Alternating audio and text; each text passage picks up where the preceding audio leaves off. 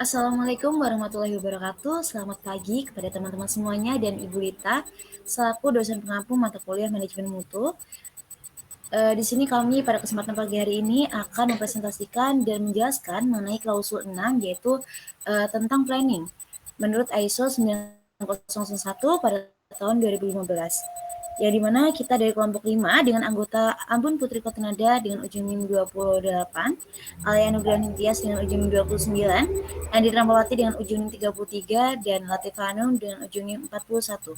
Yang mana slide selanjutnya akan dibacakan oleh Ambun Putri Kotanada kepada Ambun Putri. Dipersilakan untuk membaca.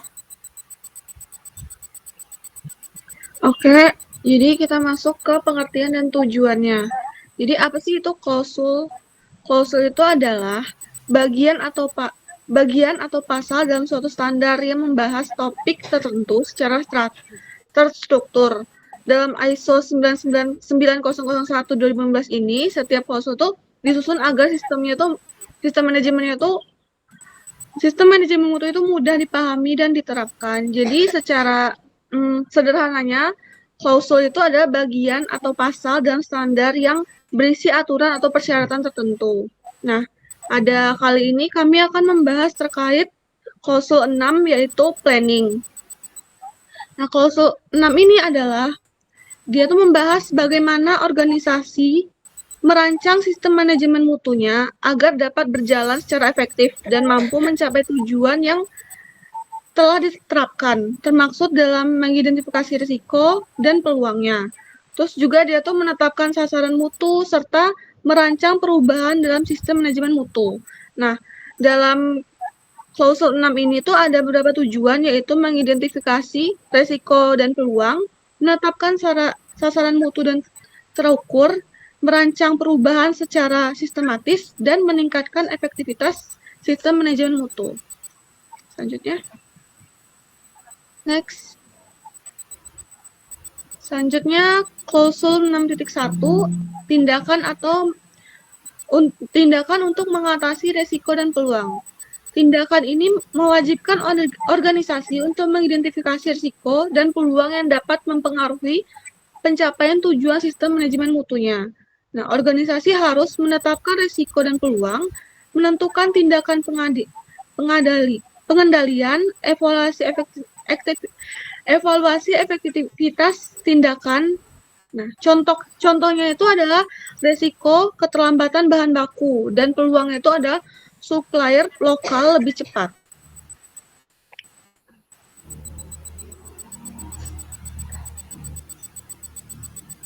Oke, selanjutnya ada klausul 6.2, sasaran mutu dan perencanaan untuk mencapainya, di mana klausul 6.2 itu mengatur bahwa organisasi harus menetapkan sasaran mutu, quality objektif, dan membuat rencana yang jelas untuk mencapainya.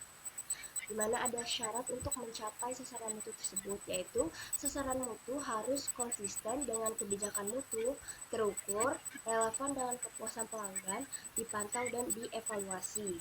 Contohnya itu mengurangi cacat produk dari 5% menjadi 2%, meningkatkan kepuasan pelanggan kurang lebih atau sama dengan 85%.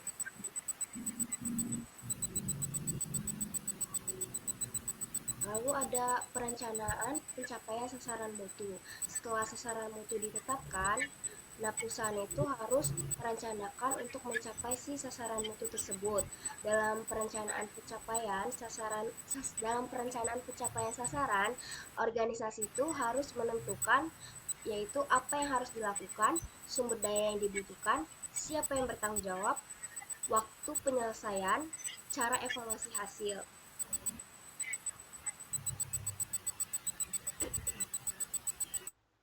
Lalu ada klausul 6.3, perencanaan perubahan, di mana klausul 6.3 ini mengatur perencanaan perubahan agar mutu tetap terjaga, di mana perubahannya itu harus direncanakan, mempertimbangkan dampak, menjaga integritas sistem, memastikan sumber daya tersedia.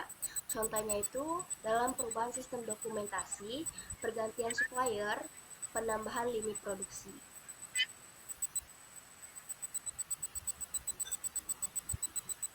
Lalu selanjutnya ada hubungan klausul 6 dengan PDCA, di mana PDCA adalah metode manajemen yang terdiri dari 4 tahap, yaitu plan, do, check, dan act. Yang dalam penerapan ISO 9001 2015, klausul 6 berada pada tahap plan atau perencanaan. Hal ini itu karena pada klausul 6, organisasi diminta untuk merencanakan sistem manajemen mutu terlebih dahulu sebelum dijalankan. Perencanaan tersebut meliputi identifikasi risiko peluang 6.1, penetapan sasaran mutu 6.2, serta perencanaan perubahan 6.3. Contoh penerapan PDCA, yang pertama ada plan, yaitu perencanaan, di mana masalahnya itu tingkat produk cacat 5%, terus ada target itu turun menjadi 2% dalam 6 bulan, dan rencana tindakan itu merupakan analisis penyebab cacat, pelatihan operator, dan perbaikan SOP produksi. Lalu ada do, di mana pelaksanaan, lalu dapat berupa melaksanakan pelatihan karyawan, penerapan SP baru, melakukan kontrol kualitas lebih ketat. Selanjutnya ada cek atau evaluasi, di mana monitoring presentasi produk cacat setiap bulannya. Terus ada audit internal proses produksi, dan ada evaluasi hasil dibandingkan target. Lalu yang terakhir itu ada edge, di mana tindakan lanjut, yaitu perbaikan tahap tambahan pada mesin, standarisasi SOP baru, serta tetapkan target baru.